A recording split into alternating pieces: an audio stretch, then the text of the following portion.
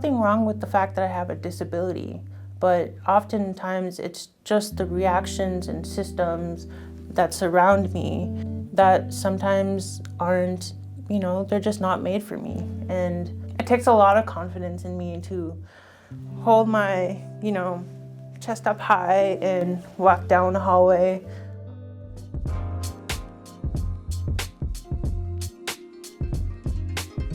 In the University of Waterloo's 2021 Equity Survey, 12% of respondents identified as having a disability. Responses were collected from students, faculty, and staff. Some of the most frequently reported disabilities were mental health, neurodivergency, and cognitive or learning disabilities.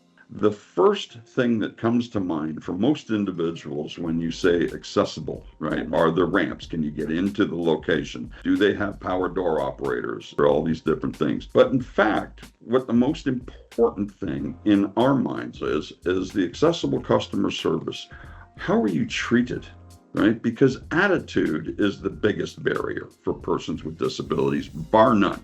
It's how does the individual approach and look at that person with a disability. And in fact, a lot of the barriers that are structural can be overcome by good, accessible customer service or good interaction with persons with disabilities. If you can avoid embarrassment for a lot of individuals that have the disabilities, then you've solved half of the problem, okay? In WUSA's 2021 Accessibility Report, 43% of respondents reported using accessibility services, the department responsible for academic accommodations at UW. The first step to get registered with accessibility services is an online form, which students have said can be a burden to fill out. Their website indicates that if students lack documentation, they can self-declare and receive interim accommodations. However, documentation is eventually required to move forward with the process. Marcus Chan, a student in knowledge integration, said that while he gave registering for accommodations a try, he ended up not renewing his registration after one term. While this was partially because he found solutions that worked better than his provided accommodations, he also wanted to avoid the need to update his accommodations each term. Accessibility Services does offer a streamlined process for requesting accommodations, if a student doesn't need to change the type of accommodation they receive. However, according to WUSA's 2021 Accessibility Report, students who met this criteria reported still having to redo paperwork or intake appointments in order to continue with accessibility services. It was a long process that I did not enjoy. When it came to enrolling with accessibility services, I had to fill out some forms. I had to meet one-on-one with an advisor. That was a lot of work and mental load and things I had to keep track of that I didn't really want again, which is why I didn't do accessibility services the second time.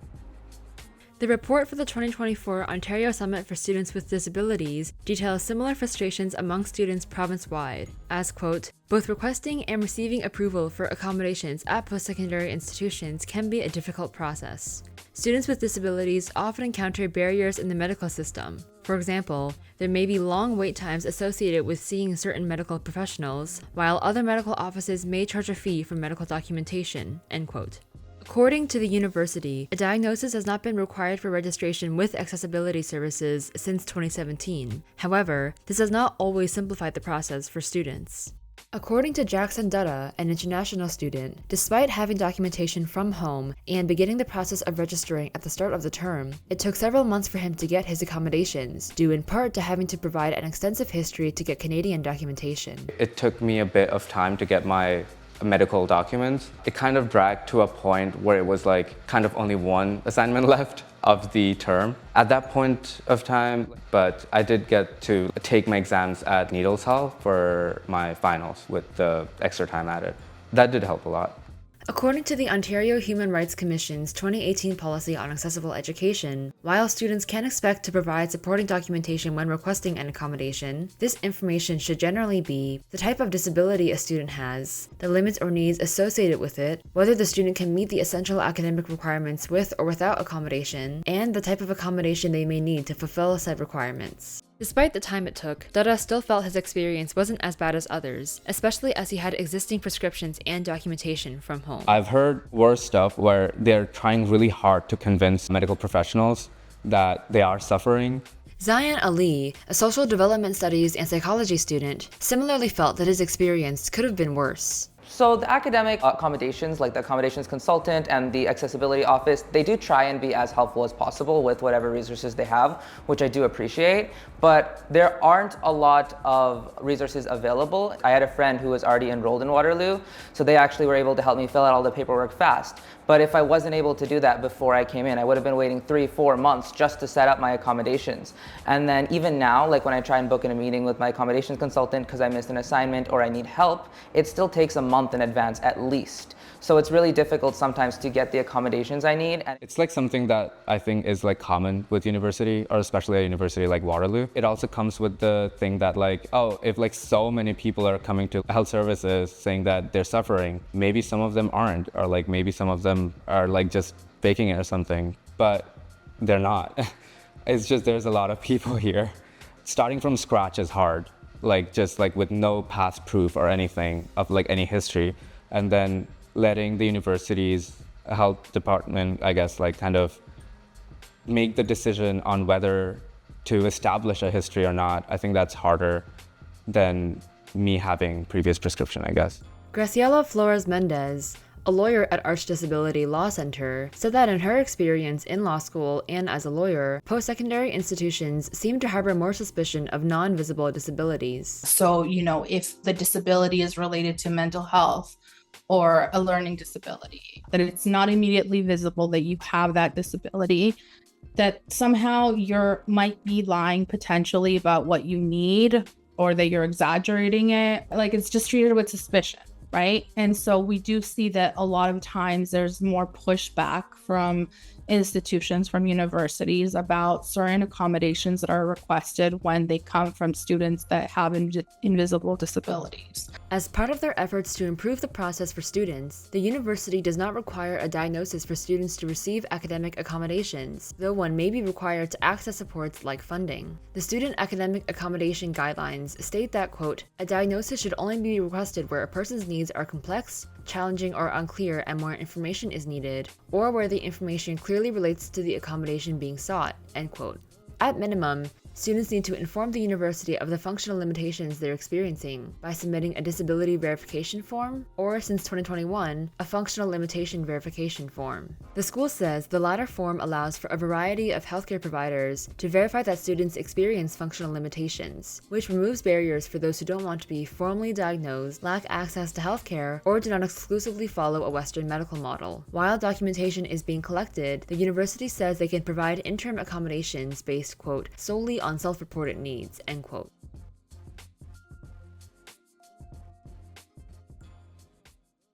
Hi, my name is Friday. I use they, them pronouns, and I am a student equity consultant at the University of Waterloo. Saleh also sits on the Student Academic Accommodation Guideline to Policy Drafting Committee, which aims to implement recommendations from the Ontario government on making education more accessible. These recommendations encompass 8 barrier areas, one of which is financial barriers. Within this area, one recommendation is that, quote, where it does not already occur within institutions, post-secondary institutions shall ensure that students with disabilities do not have to pay out-of-pocket for assessment costs or infrastructure costs associated with disability assessments, end quote. Saleh said that while they had not experienced being charged for their mental disability verification form, their physical disability verification form came at a cost of $90. In a follow-up email, Chan said that in order to register, accessibility services requested a retest from him which cost $1,600. This was due to his existing diagnosis being removed in the latest revision of the Diagnostic and Statistical Manual of Mental Disorders. Afterwards, Chan successfully applied for a bursary from the school to cover the cost. Saleh pointed out that according to the Ontario Human Rights Commission, the school is responsible for covering the cost of, quote, any required medical information or documentation, end quote, or directing students to sources of funding, and has brought up this fact to the committee. So I hope that, over the next few years that's something that the university will do. But it's kind of hypocritical, in my opinion, to be penning and diming and also expect to hold the same expectation of documentation, because it puts all the risk and liability on the student for costs. To help students with disability-related financial costs, the university says students will speak to their accommodation consultant. This could mean completing an application for the Government of Ontario's Bursary for Students with Disabilities or the federal government's Student Grant for Services and Equipment. They also encourage students looking to financial aid the university offers. Students must be eligible for OSAP to receive these aids. Some people don't maybe know that if they have a disability and they have documentation, if they submit it, then they can get things like technology, like a laptop, they can get tutoring services, they can get support that's paid, so it's not out of pocket.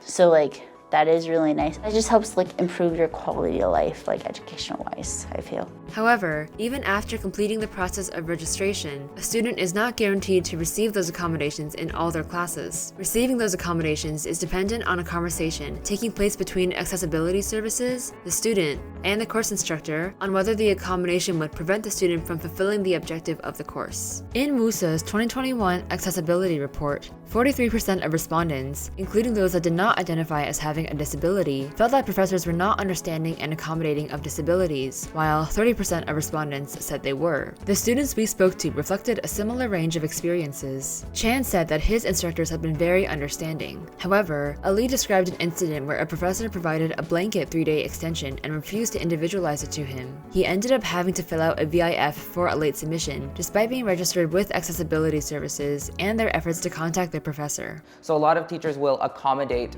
for what accessibility advises, but not all of them will. What I was informed by one professor who again was very rigid in her policies was that these accessibility accommodations are a suggestion. They don't need to actually accommodate students individually. And basically that professor had a blanket policy which stated that every student for any assignment had an automatic 3-day extension, no questions asked. And that my accessibility accommodation was essentially rolled into it. Saleh experienced an instance where the request for a memory aid for an exam was denied by accessibility services, despite having a doctor's note stating they required one during exams. According to Saleh, accessibility services said they could only provide a memory aid if Saleh completed a test assessing their ability to recall information. What happened in my stats class was, forget how hard it is to remember the things that cause so much stress, You are a visual learner, so you decided to go over the equation sheet with the color code and everything, so you could coordinate everything, so you could think about the colors in relation to the equations, which would help you actually remember which one was for what. Instead of giving me a memory aid, they just gave me more time. And at that point, I was at a 1.2 times multiplier for timing, meaning that if it was a 2-hour exam, oh man, I would be there for 3 hours almost. And that would get really exhausting. And the more time that I'm in the exam room feeling really anxious, so I was really left with no recourse. So I'm put in a situation where, one, I asked before the exam started for a memory aid, and instead they gave me more timing, which I disclosed that I was concerned it would make my emotional dysregulation worse. At the end of that exam, I got a 49%, and I felt really stupid. I think a lot of people with ADHD have a lot of internal beliefs that they're stupid, they're dumb. And when I fail on tests, and I'm constantly advocating for myself at literally every single corner, I felt really defeated. The Ontario Human Rights Commission's 2018 Policy on Accessible Education emphasizes the importance of individualized accommodations, stating that, quote, although many accommodations will benefit large numbers of students with similar needs, an accommodation solution that meets one student's requirements may not meet the needs of another, end quote. In accordance with that, the university said it aims to decide on accommodations through a conversation involving accessibility services, the instructor, and the student. And so sometimes what will happen is there will be a sort of a typical accommodation that might go with a particular disability, say, that accessibility services will pass on to the instructor, and they'll say, fairly often, this is the kind of accommodation that this student might need. And the instructor might say, well, given the nature of this course, that's not really an appropriate accommodation. So that makes it a conversation between the instructor and the expert, because the instructor doesn't know anything about the student's needs beyond what they hear from the accessibility services expert. That expert doesn't know about the nature of the course. So both of those things need to be taken into account. And then there's also room for the student to say, well, here's why that wouldn't meet my individual needs. And they could tell that to feed that into the conversation as well. So when the process works well, it becomes a three-way conversation. Though the instructor's role is to, quote, uphold a student's academic accommodation plan as determined by accessibility services to the point of undue hardship, end quote, the Student Academic Accommodation Guidelines website specifies that course instructors only, quote, facilitate the implementation of accommodation when necessary, end quote. When asked how the three-way conversation would play a role in determining the line of undue hardship when accommodating a student, Davidi had this to say. The word undue hardship is, in our guidelines, it covers a lot of terrain, but one of the aspects of undue hardship is that the accommodations are to give everybody an equitable chance to show that they've learned what they've learned. It's not to change the nature of the course or change what is supposed to be learned in the course. It's just, you may need a different way of showing that you've done it. And so they do have a role, and it would be undue hardship to change this. But what it really might mean in that particular circumstance is then the student wouldn't be showing that they've actually learned what they're supposed to have learned in this course. One of the things that I did notice actually is that they used the concept of bona fide academic requirements as if it was a factor for undue hardship. They kind of conflated those two, and that's not really the case. So again, under the code, it's very explicit of what is considered undue hardship factors. Bona fide academic requirements is not undue hardship. That's something that is a defense.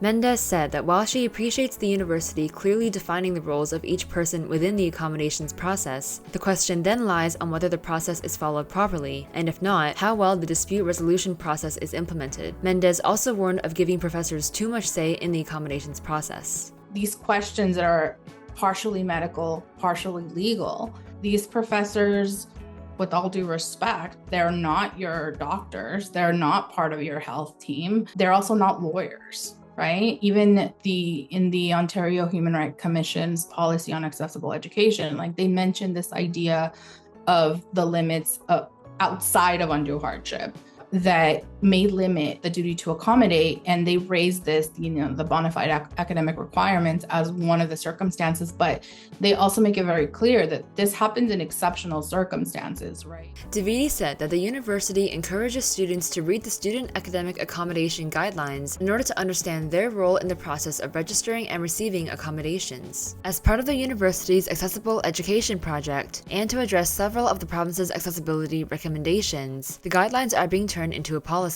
Mendez also emphasized the importance for students to understand not just the rules laid out in the school's policies, but their own rights. If you need legal advice, get legal advice from a lawyer. You can call Arch and you can get legal advice for free. Do not get legal advice from your accessibility services or from a professor or even from your doctor. Some interviewees appreciated the steps the university has taken since the release of WUSA's 2021 accessibility report. Ikeno stated that accessibility services has gotten better at advising students to submit documentation earlier, while Dutta appreciated that it's become more highlighted within course syllabi and in his professors' communications with students. We would say that accessible education is part of excellent education. And so if we want to have excellent education, we need to strive for accessibility. And that means creating a climate where the people who have the talent and the drive to succeed at the University of Waterloo can get here and can succeed. And inessential features of them as people are not going to stand in your way. That's creating an accessible climate. And accommodations are extra things, individual things that need to happen for a particular student. And so if we made the climate, made the campus more accessible, made our education more accessible, and over time, more people can come and thrive without needing specialized accommodations, and we'll always have the capacity to make the special accommodations for the people who need it. So that's one thing, is the difference between accessibility and accommodation. Is there anything else that you want to address in the realm of like academic accessibility, or even something that you'd want to say to the university if someone from there were watching this? We are not responsible for the system, but what we are responsible for is what we do with the power that we hold. You hold a duty of care to at least 35,000 undergraduate students. Be proud of that, right? Be proud of that and do better. When you're letting people fall literally through the cracks, you're breaking people's spirits.